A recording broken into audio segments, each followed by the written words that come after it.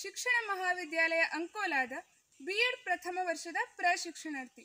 ನಮ್ಮ ಸುತ್ತಮುತ್ತಲಿನ ಪ್ರಕೃತಿ ಎಷ್ಟು ಸುಂದರವಾಗಿದೆ ಅಲ್ವಾ? ಹೊಳೆಯುವಂತಹ ಸೂರ್ಯ, ಸಂಜೆ ಮುದ ನೀಡುವಂತಹ ಚಂದ್ರ, ಮಿನುಗುವ ನಕ್ಷತ್ರಗಳು, ನೀಲಿ ಬಣ್ಣದ ಆಕಾಶ, ಸುತ್ತಲೂ ಹಸಿರಿನಿಂದ ಕಂಗೊಳಿಸುತ್ತಿರುವಂತಹ ಪ್ರಕೃತಿ ಕಣ್ಣಿಗೆ ಅದ್ಭುತವನ್ನೇ ನೀಡುತ್ತದೆ. ಹಾಗಾದ್ರೆ ಈ ಎಲ್ಲ ಪ್ರಕೃತಿ ಸೌಂದರ್ಯವನ್ನು ನೋಡಲಿಕ್ಕೆ ನಮಗೆ ಕಣ್ಣಿನ ಅವಶ್ಯಕತೆ ಇದೆ. ಕೇವಲ ಕಣ್ಣಿದ್ರೆ ಸಾಲದು, ಬೆಳಕಿನ ಉಪಸ್ಥಿತಿ ಕೂಡ ಅಗತ್ಯವಾಗಿದೆ. ಬೆಳಕಿನ ಅನುಪಸ್ಥಿತಿಯಲ್ಲಿ ಯಾವ ವಸ್ತುವನ್ನು ನಾವು ನೋಡಲಿಕ್ಕೆ ಸಾಧ್ಯ ಇಲ್ಲ. ಹಾಗಾದ್ರೆ ಆ ಬೆಳಕಿನ ಬಣ್ಣ ಯಾವುದು? ನೋಡಲಿಕ್ಕೆ ಬಿಳಿ ಬಣ್ಣದಲ್ಲಿ ಕಾಣಿಸುವಂತಹ ಬೆಳಕು 7 ಬಣ್ಣಗಳ ಸಂಯೋಜನೆಯಾಗಿದೆ. ಇಂತಹ ವಿದ್ಯಮಾನಗಳನ್ನು ನಾವು ಕಾಮನಬಿಲ್ಲು ಮೂಡುವಂತಹ ಸಂದರ್ಭದಲ್ಲಿ ಗುರುತಿಸಬಹುದು. ಇವೆಲ್ಲದರ ಹಿಂದಿರುವಂತಹ ವೈಜ್ಞಾನಿಕ ಕಾರಣ ಅದುವೇ ಬೆಳಕಿನ ವರ್ಣ ವಿಭಜನೆ, ದ ಡಿಸ್ಪರ್ಷನ್ ಆಫ್ ಲೈಟ್. ಇದನ್ನ ಒಂದು ಪ್ರಯೋಗದ ಮೂಲಕ ನೋಡೋಣ ಬನ್ನಿ. ಬೇಕಾದ ಸಾಮಗ್ರಿಗಳು: ನಾನಿಲ್ಲಿ ಒಂದು ಮ್ಯಾಗ್ನಿಫೈಯಿಂಗ್ ಲೆನ್ಸ್ ಅನ್ನು ತಗೊಂಡಿದ್ದೇನೆ, ಹಾಗೆ ಪ್ರಿಸಮ್ ಅಥವಾ ಪಟ್ಟಕ ಅಂದ್ರೆ 2 ತ್ರಿಭುಜ ಪಾದಗಳು, ಹಾಗೆ 3 ಆಯತ ಪಾರ್ಶ್ವ ಮೇಲ್ಮೈಯನ್ನು ಹೊಂದಿರುವಂತಹ ಒಂದು ಆಕೃತಿ, ಜೊತೆಯಲ್ಲಿ ಒಂದು ಸ್ಕ್ರೀನ್. ಈಗ ಬೆಳಕು ಹೇಗೆ 7 ಬಣ್ಣವಾಗಿ ವಿಭಜನೆ ಆಗುತ್ತೆ ನೋಡೋಣ ಬನ್ನಿ. ಮೊದಲಿಗೆ ನಾನಿಲ್ಲಿ ಮ್ಯಾಗ್ನಿಫೈಯಿಂಗ್ ಲೆನ್ಸ್ ಇಂದ ಬೆಳಕಿನ ಕಿರಣವನ್ನ ಏಕೀಕೃತ ಮಾಡ್ಕೊಳ್ತಾ ಇದ್ದೀನಿ.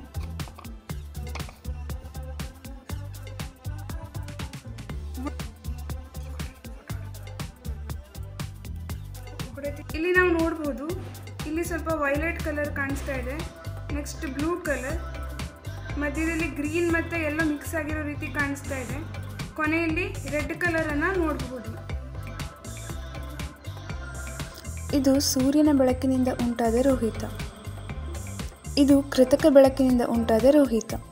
ಈ ಪ್ರಯೋಗದ ಮೂಲಕ ನಾವು ಸುಲಭವಾಗಿ ತಿಳ್ಕೊಳ್ಬಹುದು, ಬಿಳಿಯ ಬೆಳಕು ತನ್ನ ವಿಭಿನ್ನ ವರ್ಣಗಳ ಘಟಕಗಳಾಗಿ ವಿಭಜನೆ ಹೊಂದುವಂತಹ ಪ್ರಕ್ರಿಯೆಯನ್ನ ಬೆಳಕಿನ ವರ್ಣ ವಿಭಜನೆ ಅಥವಾ ಡಿಸ್ಪರ್ಷನ್ ಆಫ್ ಲೈಟ್ ಅಂತ ಕರೀಬಹುದು. ಹಾಗಾದ್ರೆ ಆ ವಿಭಿನ್ನ ವರ್ಣಗಳ ಘಟಕ ಯಾವುದು ಅಂತ ನೋಡೋಣ ಬನ್ನಿ.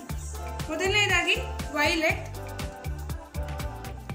ಇಂಡಿಗೋ,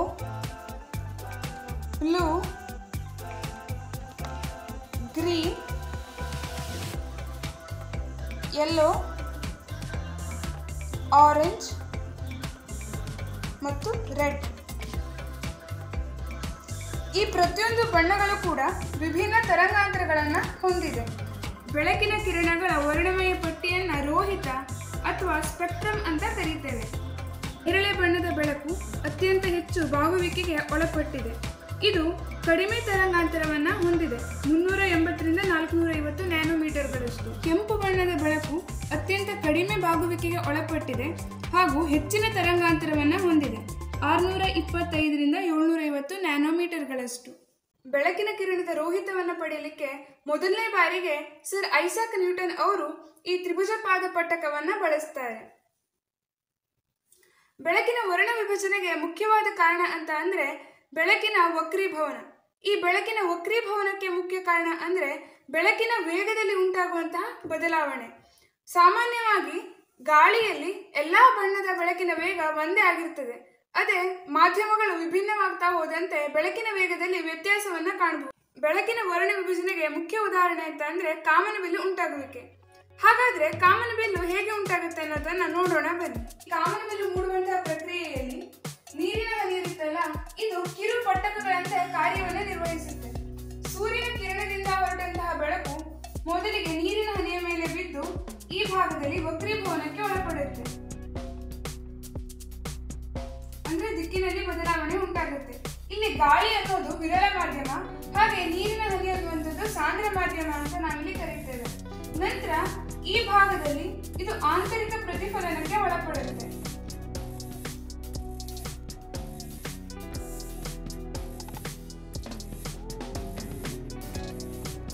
ಕೊನೆಗೆ ಮತ್ತೆ ಇನ್ನೊಮ್ಮೆ ಬೆಳಕು ವಕ್ರೀಭವನಕ್ಕೆ ಒಳಪಡುತ್ತೆ.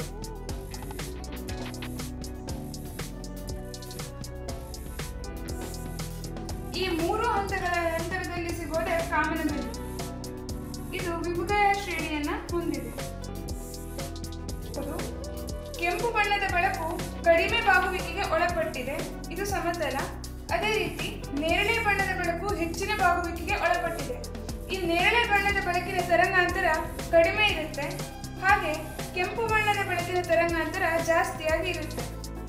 ಇಂತಹ ಹಲವಾರು ವಿದ್ಯಮಾನಗಳನ್ನು ನಾವು ದೈನಂದಿನ ಜೀವನದಲ್ಲಿ ನೋಡಬಹುದು. ವರ್ಣ ವಿಭಜನೆಗೆ ಇನ್ನಷ್ಟು ಉದಾಹರಣೆ ಅಂತ ಅಂದ್ರೆ ನೀರಿನ ಮೇಲೆ ಬಿದ್ದಂತಹ oil drop, CD, soap bubble ಇತ್ಯಾದಿ.